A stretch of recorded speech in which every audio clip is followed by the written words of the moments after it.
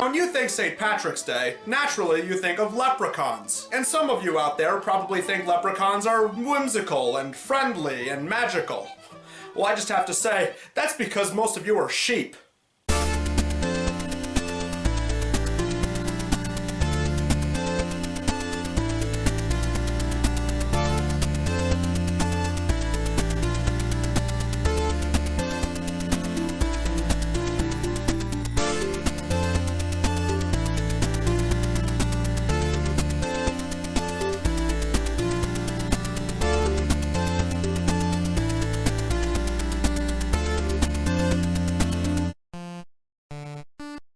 Before we talk about the film itself, I wanted to point out that this film is distributed by ITN Distribution, who've also put out other such winners as Freddy's Fridays, and The Killing Tree, and Nutcracker Massacre, and Easter Bunny Massacre, and of course, Winnie the Pooh, Blood and Honey. So you know it's gonna be nothing but quality from these people.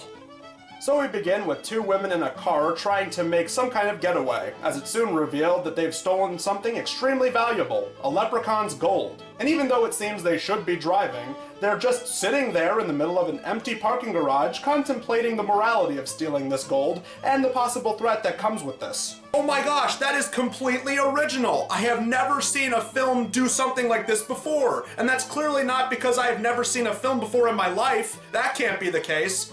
And if you tell me that some other movie has actually tried to do this concept before, I will not believe you.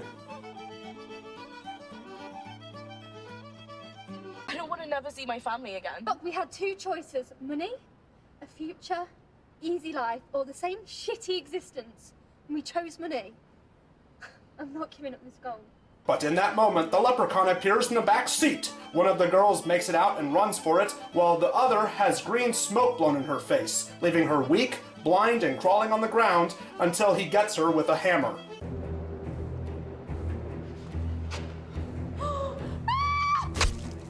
So the other girl almost gets away with a sack full of gold until she is hacked with a machete through a wall. Herm, why does a horror movie have to be so violent? I've said it before and I'll say it again. I do not like violence in media. Only movies like The Passion of the Christ can do that kind of thing because it's a religious movie and therefore that makes it okay.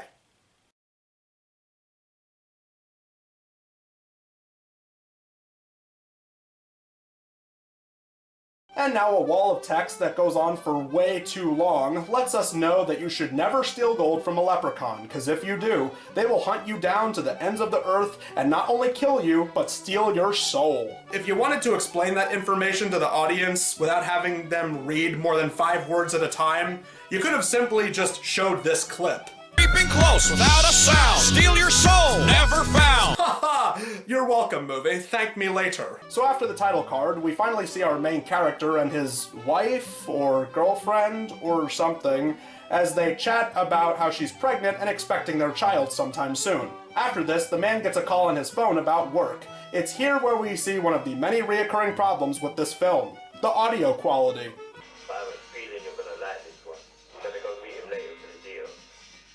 Look, mate, I don't want to do any more dodgy work. I'm done with this shit, especially the last time.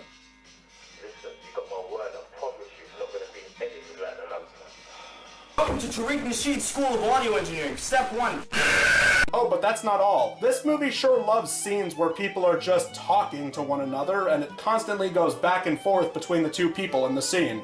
I mean, what is this? A public access show? They're not even doing anything of value, like talking about movies or the hidden evil behind children's toys. My disappointment knows no bounds. Anyway, as for the plot, these two are longtime co-workers who go around carrying out various heist jobs for rich people, doing their dirty work for them.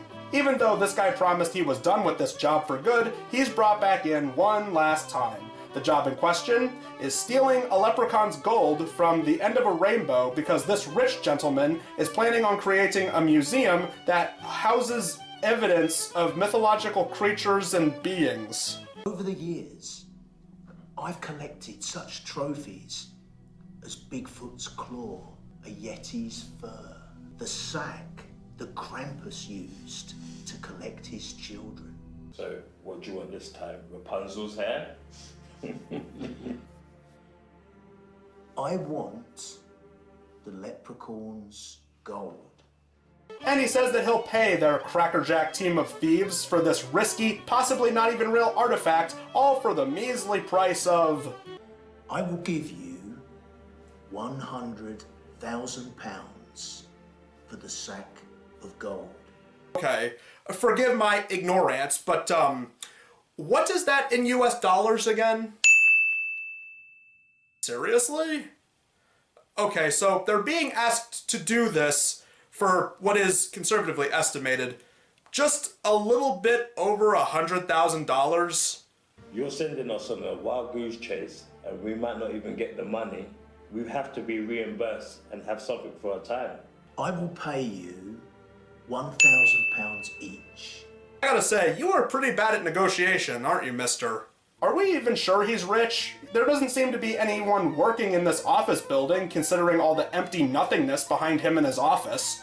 Well, aside from being offered a very low offer, they still take it anyway. So they begin recruiting their cohorts, one of which is a young lady by the name of Ruby, who certainly needs the money to take care of her mother, or friend, or roommate, possibly? I don't know. This movie loves to have scenes of people talking while leaning against kitchen cabinets, but they never really establish people's relationships or connections at all. So they all assemble in the woods to go search for the gauntlet or pot of gold or whatever they were looking for. Well, maybe we can actually get some proper introductions for some of these other characters that just showed up. Yeah, Ruby gets a proper introduction, but not these characters. So let's see what they have to say.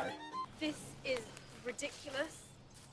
Yeah, granted, it's weird as fuck, but 100k, do you know what I mean? What could you do with 100k? And £1,000 if we fuck it up.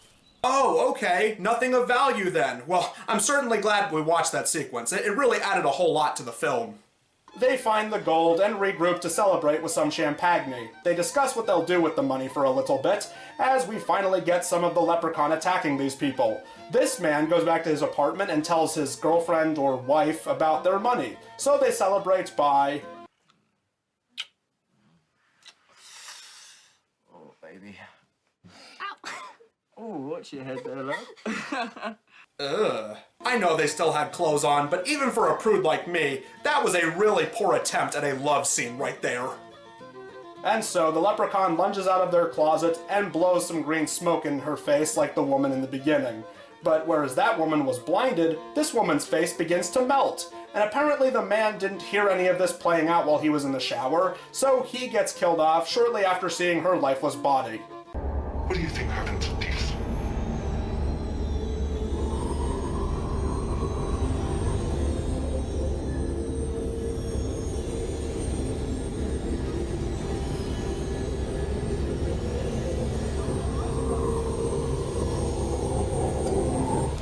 We then get several scenes of people talking about how happy they are that they have all this money and they're now able to take care of themselves, but the two main guys decide to check the legitimacy of this gold in another scene where the camera is placed in a very awkward position.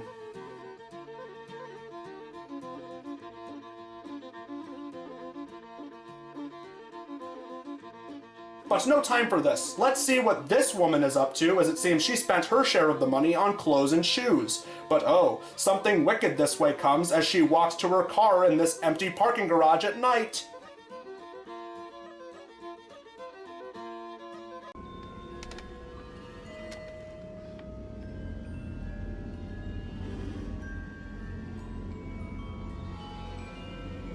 And much like the other guy, she is attacked by the leprechaun and her soul is stolen. Meanwhile, with Ruby, she goes to confess stealing the gold to a police officer while in a church. I mean, I won't complain about this choice of scenery, but shouldn't she be confessing to a priest or a nun, perhaps? Or telling the police officer about the theft at a police station?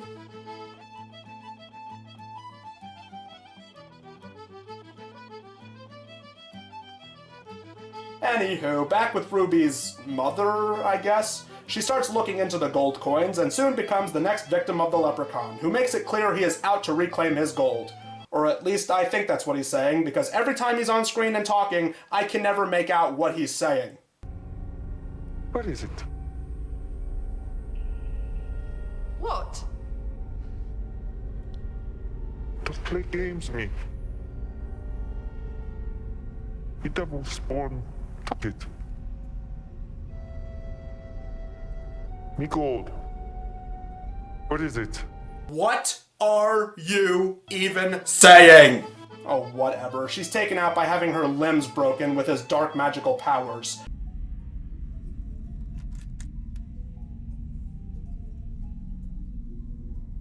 Oh. Never learned the Leprechaun. Hey, wait a second. I thought he was still after his gold. So what? You're not even going to take your gold back after you steal these people's souls? You are a very inefficient killer leprechaun, you know that? Meanwhile, Ruby tries to get answers from this man who's using tarot cards. Well, I am very offended by this, so I will be skipping this scene, thank you very much. The remaining survivors regroup together and decide to stick together before these two decide they'll go back to the businessman from the beginning to try and get answers while these two stay behind.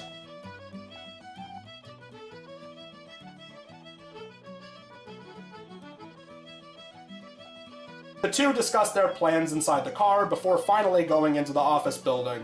Meanwhile, this guy heads out into the garden for a smoke break, while Ruby looks up things about the Leprechaun legend online, leading her to a thing called forgive me if I mispronounce this, but an internet video.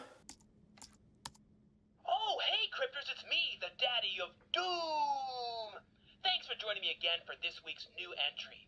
The Leprechaun, true or false? You know, I would say he should probably have his ratings disabled, but not only have the big tech leftists at YouTube already done that for him, but I actually have no idea how YouTube videos even work!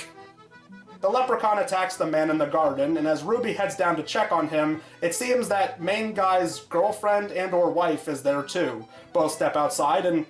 Wait, is that supposed to be fire? He set that man on fire. Because even someone artistically illiterate like me can tell that that's just a smoke machine and a strobe light. Whatever. These two somehow escape the Leprechaun. Let's see what these two guys are up to.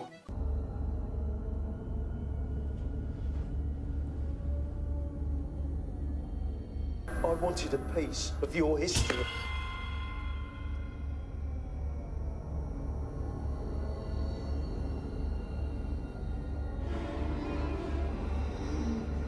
Oh no, not the poor negotiating businessman. Now how are our main characters going to get their thousands now that he is dead?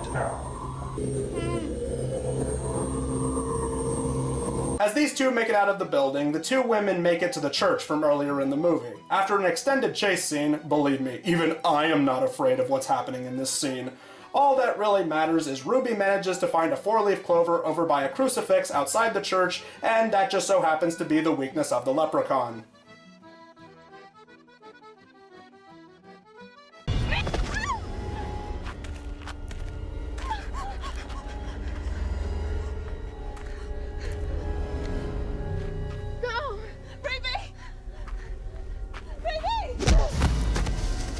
After the Leprechaun bashes Ruby with a hammer, the two men show up and, hey, wait, it's night now? A couple seconds ago it was sunny and overcast. The Leprechaun strangles this guy with a Sith-style force choke. The other woman offers a cigar to the Leprechaun, who foolishly smokes it, and it's revealed that it was laced with the 4-leaf clover. Did it? It's over.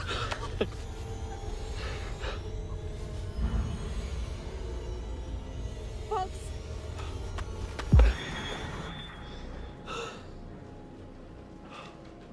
The souls. They're set free. How does he know that? You know what? I don't even care. Just let's end the movie now, okay? Just wrap this up. Get this over with. And so the movie ends with these two living happily ever after, and it seems their baby is going to be arriving any minute now. Well, at least these two no longer have to worry about the evil Leprechaun ever again.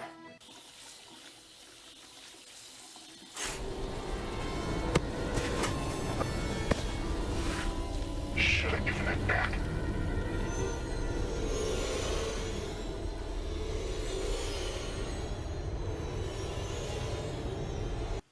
That is, until the shameless attempt at setting up a sequel.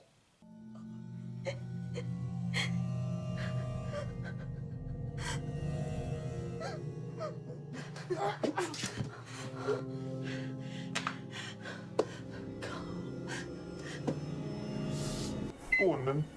Push harder. So that was the Leprechaun's game. I didn't like it. I mean, do I really have to explain what makes this movie so bad? The plot makes no sense, the characters are moronic, and it's a movie about a killer leprechaun. I really don't know why this movie thought this concept would be scary, because it's not. It's really not. Me personally, I think the only way to make this film truly scary is if it was Will Ferrell playing the leprechaun. Ugh. Now that's a scary idea for a film right there. Well, I don't know about all of you, but I'm personally glad that these are the only two evil leprechaun movies out there, and we don't have to worry about any other films like the... Huh? What?